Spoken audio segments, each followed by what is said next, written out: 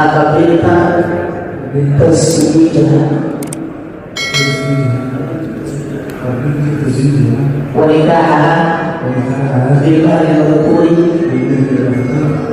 مريم عبدوين ومهاد اليوم اللي لقوا فرحي مدني يوم مروى مهركودي دعي sidaad muuqaalka hordhiciisa ka soo aragtay daawade waa arooska Happy iyo Abshir oo ka dhacay magaalada Muqdisho oo ka soo qayb galay dad baraha bulshada caanka ah iyo xaflad weyn aroos oo hool weyn loogu qabtay oo si wanaagsan ay u dhacday. Si aan kula wadaago fadlan nagu soo biir oo asxaabteena ka mid noqo adigoo janaalka subscribe dhaanaya gambaleelkana u furanayo muuqaalkana like la dhacayo fikirkaagana wixii fikirkaageena commentiga noo la wadaag. maanta oo kaleetan waa ina u hambaliyeena walaasheena Happy iyo walaalkeena Abshir oo arooskooda maanta uu magaalada Muqdisho uu ka dhacay iyo xafladooda nikaaxa. hambaliyan ayaan leenahay gabar iyo caano wiil iyo caano. arooskooda oo maanta magaalada Muqdisho lagu qabtay Happy iyo Abshir oo bari ugu dambeeyay lamaanaha TikTok iyo dadka baraha bulshada ay isku xamanayaan goorma is aroosi doona Happy iyo Abshir, xiriir miyaa ka dhaxeeyo.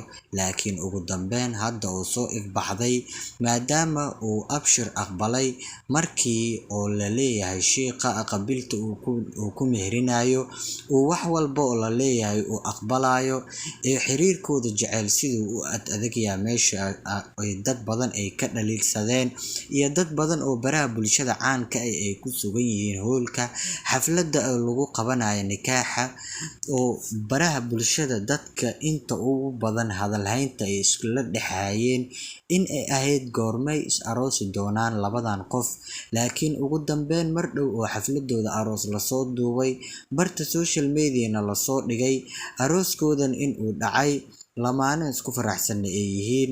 waxaan u rajeynaynaa gabar iyo wiil iyo caano si lamaanayaasha soo socdana ay sidoo kale ugu daydaan maadaama jacaylku uusan dheedheel ahayn labadii qof is calbatana is aroosi doonto.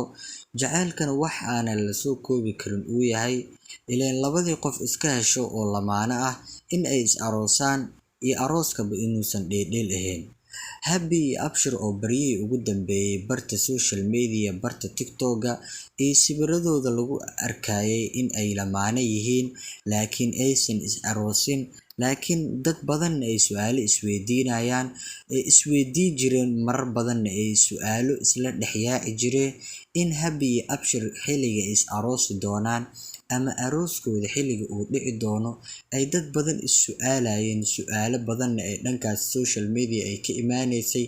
laakiin markii hadda ugu dambeysay oo dad baraha bulshada caanka ee laga wacay xafladda hoolka iyo xilligii is aroosaya markii loo sheegay oo haddana oo arooskooda oo sidaas ku dhacay iyo nikaaxoodaba waxaan leenahay hambaliyo wiil iyo gabar iyo caano ayaa ugu duceyneynaa iyo guurkooda in uu waaro. sidaas ayaan iga tagaynaa. assalaamu calaykum waraxmatullaahi wabarakaatu.